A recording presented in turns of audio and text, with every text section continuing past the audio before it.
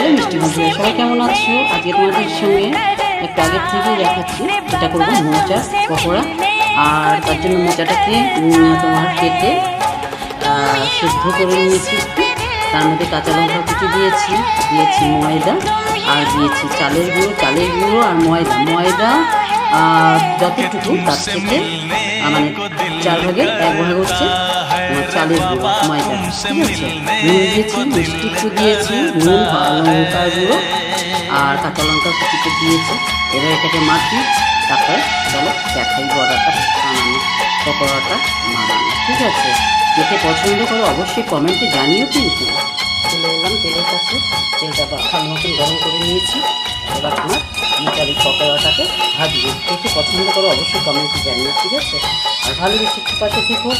আর তোমার মোচার পকোড়াটা খেতে একটুখানি সব কিছু যদি সমান হয় তাহলে ভালো হয়। ভাজার সময় তেলটা গরম করে নিয়ে একদম গ্যাসটাকে স্লো করে দেবে।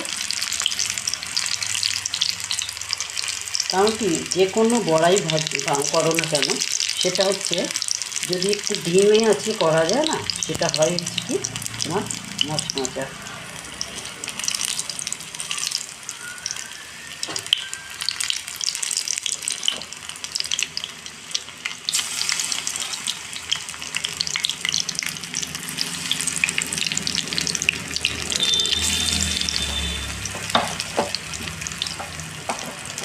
কাঁচা লঙ্কা কুচি দেবে একটু, আর মিষ্টিটা একটু দেবে। মিষ্টি না দিলে না তোমার সেই টেস্টটা পাবে না। বলে না ঝাল মিষ্টি টক, মানে যদি সমান সমান লেভেলের হয় সেটা হয় কি খেতে ভালো, তাই না?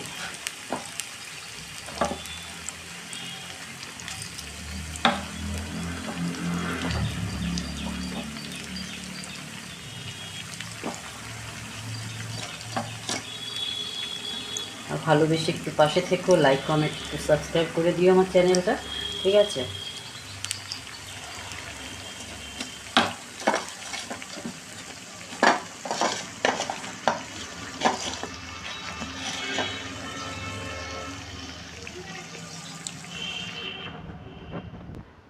এবার একটু বাড়িয়ে দিলাম গ্যাসটা, পরে কমাবো। একবার উল্টে দিয়ে নিয়ে তারপরে কমিয়ে দেবো।